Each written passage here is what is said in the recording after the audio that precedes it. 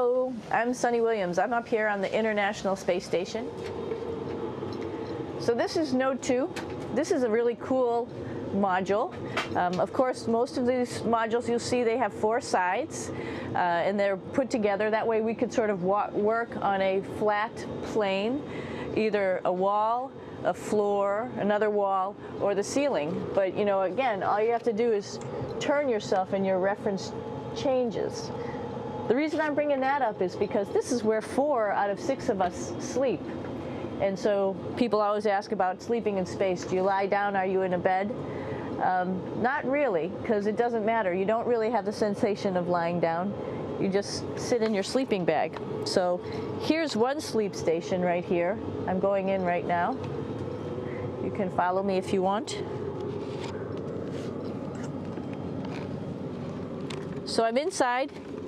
It's sort of like a little phone booth, but it's pretty comfy. I've got a sleeping bag right here that we sleep in, so we don't have sort of like a little bit of a cover. We don't fly all over the place. But you know, you can sleep in any orientation. I have it sleeping, feeling like I'm standing up right now, but like you saw, I'm on the floor. But it doesn't matter if I turn over and I sleep upside down. I can't have it, I don't have any sensation in my head that tells me that I'm upside down, so it really doesn't matter.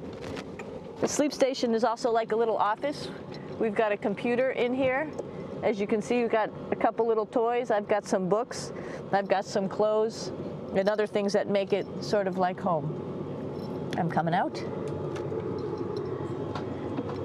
And just for reference, that's one sleep station. This one's another. Right here. There's one on the ceiling, if you want to call it. Right here. And then there's a 4th on the other wall over here. So all of us sleep in a little bit of a circle.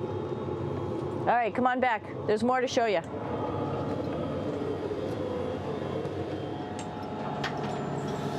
I know that there's some questions about how to use the bathroom and how do you actually live in space like normal, like at home. I mentioned real quickly about getting up in the morning and brushing your teeth and washing your face. Well, how do you do that?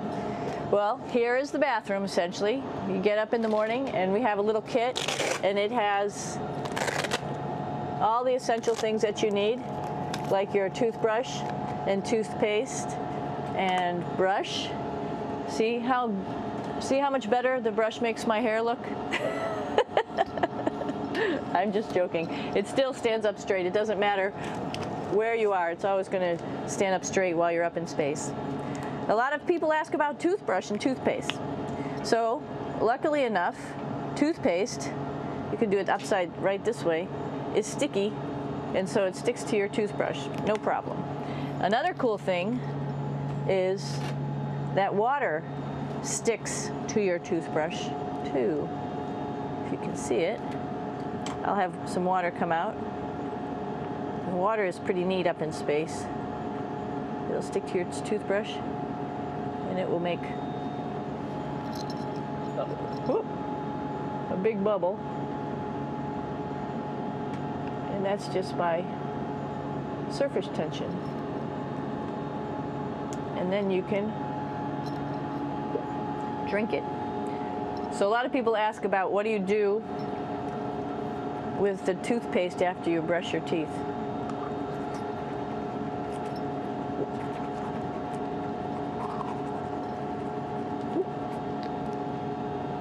Two options.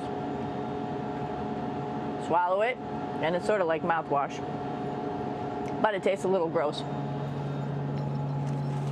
Or you can just spit it out in a paper towel, and then you don't have to worry about it. Swallowing thing I wouldn't recommend at home.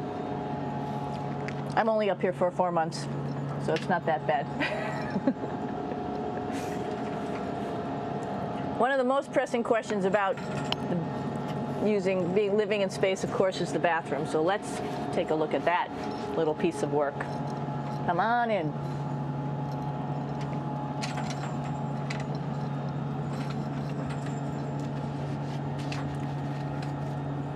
Here we are at the throne. This is awesome. You might see the little You might have noticed the little moon on the outside. This is our orbital outhouse right here.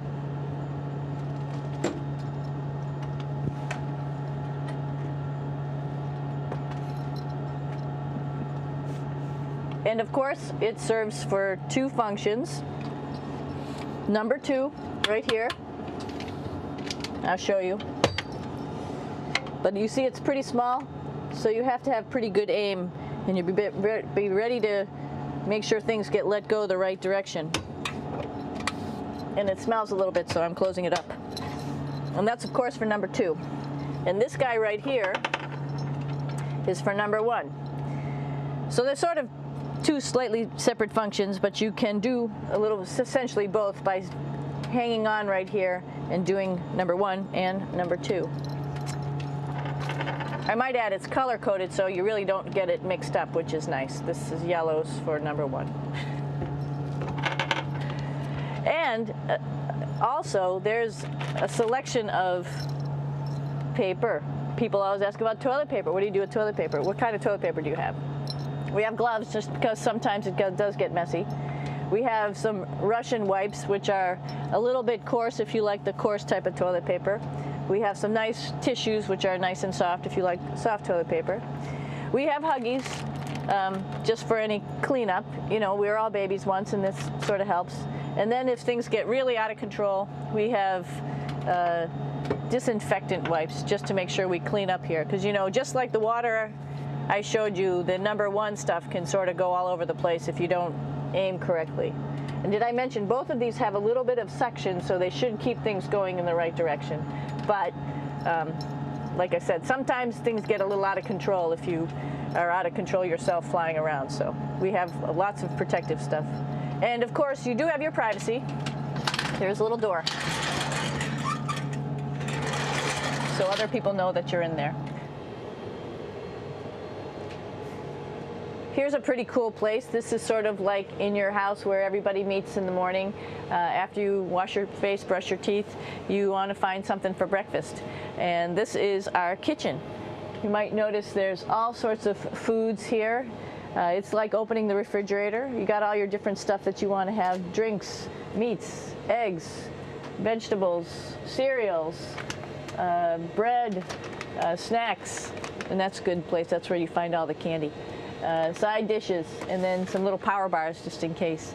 So we have all this type of food. Some of it is dehydrated, and so we have to hydrate it, fill it up with water. Some of it is already made, and then all we have to do is heat it up. So something like this, I'm pulling out barbecued beef brisket.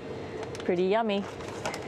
Not only is this food made in the US, but we also have food here from Japan. We've got Russian food. As you can see, all these red containers are filled with food that's from Russia.